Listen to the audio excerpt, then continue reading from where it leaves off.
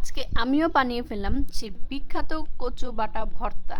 কে কি নামে চেনেও জানি না, আমি কচু বাটা নামেই চিনি, যেটা হচ্ছে ইন্দুবালা কচু বাটা ভর্তা বা কচু বাটা বলে।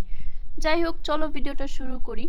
এই যে দেখতেছো আমার কচু, প্রথম থেকেই বলি কচু নিয়ে কেউ কিছু বললো না, কারণ আমি কচু কাটার পরে এগুলো কেন যেন লাল হয়ে গেছে, আমি সেটা নিজেও জানি না।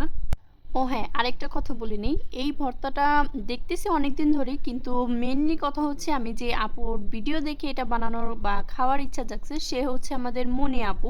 খুবই ভাইরাল একজন আপু, মানে ওনার এই ভিডিওটা খুবই ভাইরাল হয়েছে।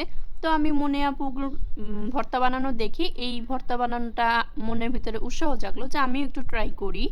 যদিও বা আমি জানি মনি আপু যদি আমার ভিডিওটা দেখে থাকে সে নির্ঘাত হাসবে, কারণ তার ভিডিওর আশেপাশে দিয়েও আমারটা যায় নাই। ব্যাপার না মনি আপু, কোনো ব্যাপার না, নেক্সট টাইম আবার বানাবো, তখন হয়ে যাবে, কি বলো? শুরুতেই কচুটা কাটার পরে হয়ে গিয়েছিল কেমন যেন লাল লাল, আর আমি যখন এটাকে এই সুন্দর করে কুচি কুচি করে নিচ্ছিলাম তখন কেমন যেন দলা দলা পেকায় গেছে, আমি জানি না এইরকম কেন হয়েছে। তোমারটার মধ্যে দেখছি কি সুন্দর ঝরঝরা, আর আমারটা দেখো কেমন হয়ে গেছে, আমি ভালোভাবে মানে কুচি কুচিও করতে পারতেছি না, এই অবস্থা হয়ে গেছে আমারটা। কেন হয়েছে বলো তো? দেখো, খাইতে ইচ্ছা করছে, বানায় ফেলছি, এর মধ্যে উপকরণ একটা আবার ছিল না, সেটা হচ্ছে মেনটাই হচ্ছে নারিকেল বাটা বা নারিকেল, যাই হোক আমার এটাই ছিল না। কিন্তু জিবলায় আর মানতেছিল না, মনে হচ্ছিল যা আছে তা নিয়ে নামায় পড়ো আর তাড়াতাড়ি করে বানায় খায় ফেলো। স্বাদটা হয়তো বা পুরোপুরি পাবো না, নারিকেলের জন্য স্বাদটা হয়তো বা একটু কম ছিল, কিন্তু বিশ্বাস করো আমার জিবলায় যে পরিমাণে মজা লাগছে আমি এতটুকুই সন্তুষ্ট। আপুটা বলছিল যেন একটু লেবু চিপড়ায় দেওয়া হয়, তাহলে নাকি গলায় ধরবে না। আমিও তার কথা শুনে লেবু দিয়ে চিপড়িয়ে তারপর প্রায় 10 মিনিটের মতো এরকমভাবে ঢেকেই রেখে দিয়েছি। তারপর যখন চিপড়াতে আসছি, বিশ্বাস করো আমার এখান থেকে কোনো প্রকারই পানি বের হয় নাই, আমি জানি না কেন, কিন্তু আপু যখন চিপড়াচ্ছিল তখন দেখছিলাম অনেক পানি বের হয়েছে। যাই হোক, আমারটার মধ্যে মনে হয় পানি টানি কিছু নাই নাকি আল্লাহই জানে।